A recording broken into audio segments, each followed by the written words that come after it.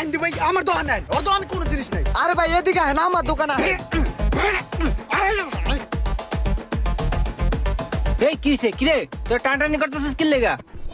আমাকে দোকানের সামনে দিয়ে কাস্টমারটা যাইতেছে, ওই টান দিয়ে লয়ে যাইতেছে ওর দোকানে। কি ইমরান, এগুলা কি ভাই?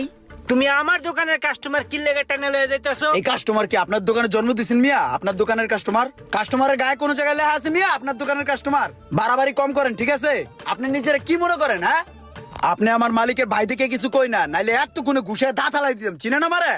ইমরান, তুমি কিন্তু অতিরিক্ত করতেছো, আমি কিন্তু একদম সহ্য করব না, ঠিক আছে?